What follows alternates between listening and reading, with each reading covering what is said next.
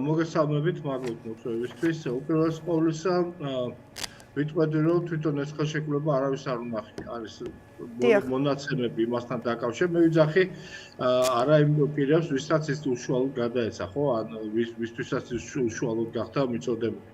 მე ვიძახი აი მედიიდან მიღებულ ინფორმაციას ეს თუმცა ნუ დიდი ალბათობით ეს ალბათ სინამდვილეს შეესაბამება არსებული ინფორმაცია. მე მაგალითად თან შევიკავებდი ზენეტი ფანატიზმისაგან ამ დოკუმენტის განხილვისას, ვინაიდან ეს უკვე დღესაც გამოჩნდა, ხო?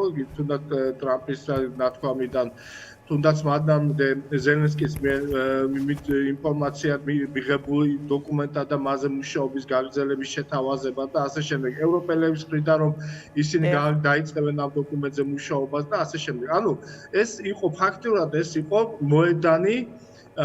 მოედანი მოლაპარაკებების დასწრებისთვის. იქ ფაქტურად გაერთიანებული იყო ძირითადად მაინც ძირითადად ხას უსვამ რუსული ხედვები, რუსების შეთავაზებული წინადადებები, რომელზეც დამატებული იყო თქვა ამერიკელების ეკონომიკური ინტერესები აი ამ სამშვიდობო ხელშეკრულებებიდან.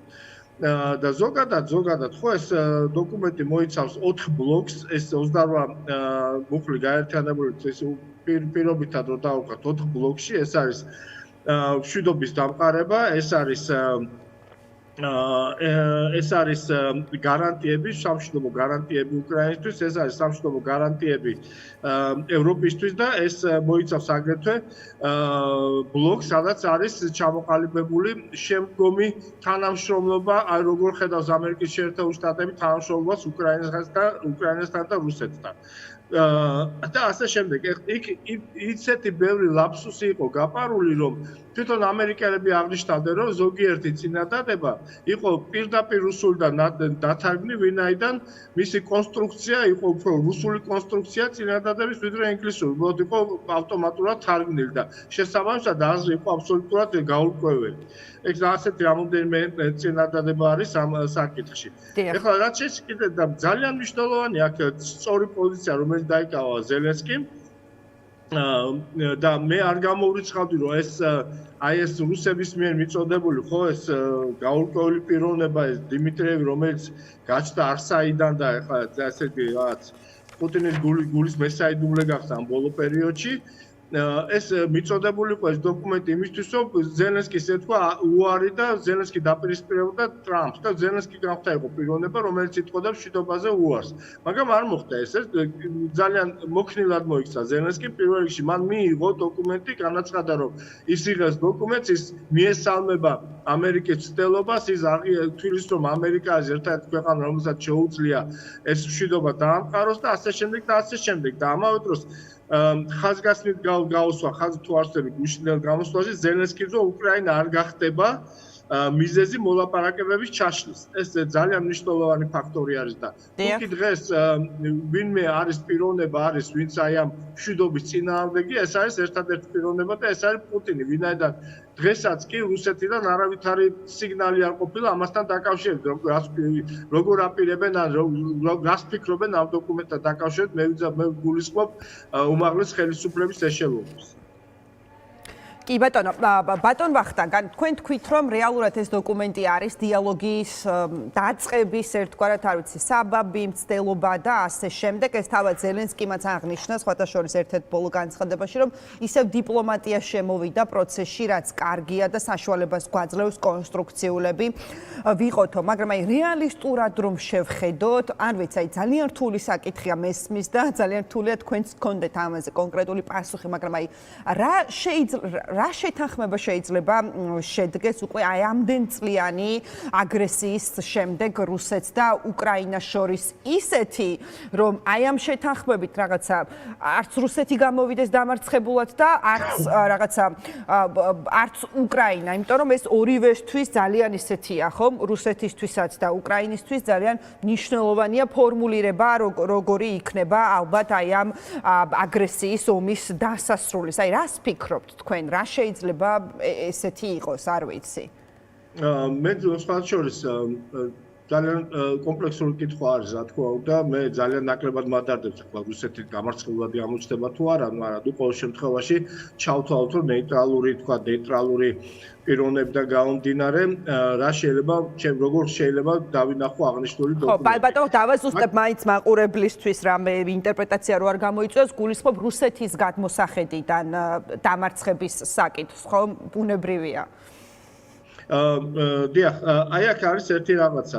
აი ამ მთელ ამ დოკუმენტში ბოლო პუნქტად არის მას შემდეგ რაც ხელი მოეწერება აღნიშნულ დოკუმენტს, ამ სამშვიდობო ხელშეკრულებას მოხდება ცეცხლის შეწყვეტა. ღრმად ვარ დარწმუნებული, ეს უნდა იყოს პირველი მუხლი, ზე უნდა მოხდეს ცეცხლის შეწყვეტა და ყველა დანარჩენი მოლაპარაკება მხოლოდ აი ამის შემდეგ გაგრძელდეს. ჩემი აზრით ეს იქნება ყველაზე მართებული. ეხლა რაც შეეხება უშუალოდ შინაარსს ამ დოკუმენტის და ჩემის აზრით რა შეიძლება იყოს მიღებული, აქ ძალიან კარგად არის ხაზგასმული ის ფაქტი, რომ ამერიკა აი ოკუპირებულ ტერიტორიებს მოიხსენებს როგორც de facto რუსეთის მიერ კონტროლირებად ტერიტორიებად, რაც ფაქტურად რეალობას შეესაბამება. დღესდღეობით ნამდვილად რუსეთი ახორციელებს აი ამ ტერიტორიების de facto კონტროლს თუ არ ჩავთვლით დონბასის დარჩენილ ნაწილს, რომელიც არ აქვს ჯერ კიდევ ოკუპირებული. ეს რეალობა არის, აქ ამას ვერ გავექცეოვით. მე მაინც და ის რომ რუსეთმა მაგალითად უნდა გაიყვანოს თავისი დანაყოფები ხარკოვის რაიონიდან, სუმის რეგიონიდან, ხო, თქვათ ამ დონბასს მისცემს უკრაინა. დაუთმობს უკრაინა, ხო? ესეც მნიშვნელოვანი ფაქტია, არ არის ეს ხელწამოსაკრავი ფაქტი. ჩემის აზრით ალბათ შესაძლებელია იყოს ესეთი გათამაშება, რომ თქვათ სხვასო ყველაფერს თავი დავანებოდა ჩავთვალოთ de facto ტერიტორია და გაიყინოს ცეცხლის ხაზი იმ ხაზზე, სადაც არის გამყოფი დღესდღეობით ზაპოროჟიეს და ხერსონის რეგიონებში. დონბასი მე ვთვლი, რომ აი ეგო დიდი ემოციური თუ პოლიტიკური გადაწყვეტილების შემდეგ შესაძლებელია რომ დაეთმოს რუსეთს, ვინაიდან იქ ცხადდება ნეიტრალური ზონა, იქიდან რუსეთმაც უნდა გაიყვანოს ჯარები და უკრაინამაც და ამის სანაცვლოდ აი ხარკოვიდან იქნას ხარკოვის რეგიონიდან იქნას გაყვანილი ძალები რუსების. მე მგონი აი ამ დათმობაზე შესაძლებელია უკრაინა წავიდეს, ხოლო იმ შემთხვევაში თუ კი მას ექნება ძალიან მტკიცე გარანტიები, რომ აი ამის შემდეგ რუსეთი ვერ მოახერხებს განაახლოს თავისი აგრესიული გეგმები, ვინაიდან ახლა რუსეთისთვის არც ერთ ხელშეკრულებას არავითარი წონა არ აქვს, თუ მან გადაწყვიტა რაიმეს განხორციელება. მე აი ესეთ დათმობაზე დავფიქსდებოდი, თქვათ უკრაინელების ხარეს რო ვიყო, მაგრამ აქ არის კიდევ ერთხელ ძალიან მნიშვნელოვანი საკითხი. დონბასი სამხედრო თვალსაზრისით სტრატეგიულად ძალიან მნიშვნელოვანია და ძალიან უახლოვდება ხარკოვის რეგიონს. ძალიან კარგი პლაცდარმია შემდგომში ხარკოვის რეგიონის მოწყვეტისთვის უკრაინის. აი ამაზე უსვამ ხას, რომ ძალიან კონკრეტული და გაწერილი გარანტიები უნდა გააჩნდეს უკრაინას მასთან დაკავშირებით, რომ რუსეთი არ განაახლებს თავის აგრესიას. აი ნატოს ფაქტორი რამდენად შეიძლება ეს იყოს, იმიტომ რომ აი არაოფიციალურ რაღაცა სამშვიდობო შეთანხმების დოკუმენტში ნატოზეც იყო საუბარი, რომ უკრაინამ უნდა თქვას უარი ნატოში გაწევრიანებას. ანუ ეს რამდენად შეიძლება იყოს ფაქტორი? იმიტომ რომ აი თქვენ აღნიშნეთ, რომ უსაფრთხოების გარანტიები მნიშვნელოვანია, ნატო კი არის უსაფრთხოების გარანტია ნამდვილად ნატოში გაწევრიანება. აქ შეიძლება მხოლოდ და მხოლოდ უკრაინის მხრიდან იყოს რომ დაპაუზდეს, არ ვითქვას უარი ნატოში გაწევრიანებაზე, მაგრამ დაპაუზდეს ეს ნატოში გაწევრიანება, თქვა, თუ რაღაცა დასათმობი ექნება უკრაინას, თუმცა ეს არის ფაქტიურად სახელმწიფოსთვის კარნახი, თუ რა უნდა გააკეთოს მას, ეს არის მისი აბსოლუტური გადაწყვეტილება უნდა იყოს თან, მაგრამ თუნდაც აი რაღაც ეტაპზე თქვა შეიძლება უკრაინამ გადადგას ეს ნაბიჯი განაცხადოს რამდენიმე წლით, თქვა ის აპაუზებს ნატოში გაწევრიანებას, მაგრამ ამის სანაცვლოდ მას გარანტირებულად უნდა ქონდეს შეიარაღების მიწოდება, შეიარაღებული ძალების გაძლიერება, ვინაიდან მთავარი გარანტორი უკრაინის მშვიდობის არის მისი შეიარაღებული ძალები. ვერც ნატო და ვერც ვერავითარი დოკუმენტი დაწერილი ხახალზე ამ გარანტიას მას ვერ მისცემს, როცა საუბარია რუსეთთან დაკავშირებით.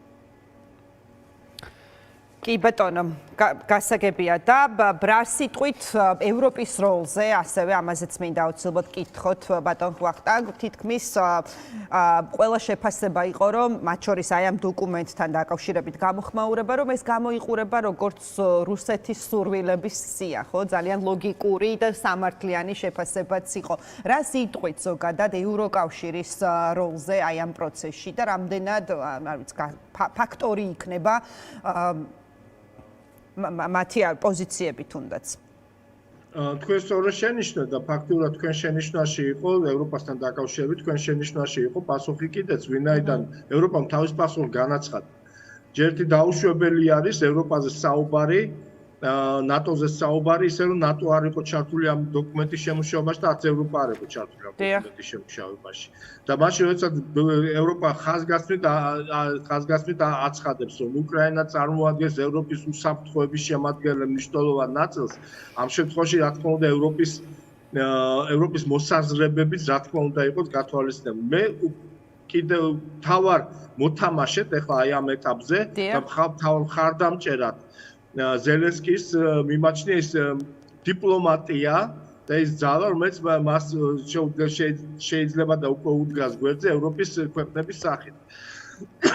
ეს მას ძალიან ძლიერ პოზიციებს აძლევს და ასევე ევროპაც აღარ არის ის ჩუმი ევროპა, უკვე მან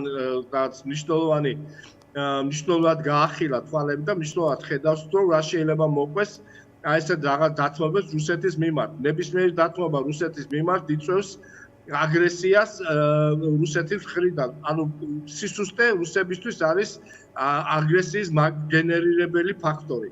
ამდენად ევროპა ძალიან კარგად ესმის აღნიშნული და ევროპა თვლის, რომ ის თუ დღეს დადგება უკრაინის გვერდზე, ეს არის მისი მშვიდობიანი მომავლის გარანტია. კი ბატონო, მადლობა. ძალიან დიდი მადლობა.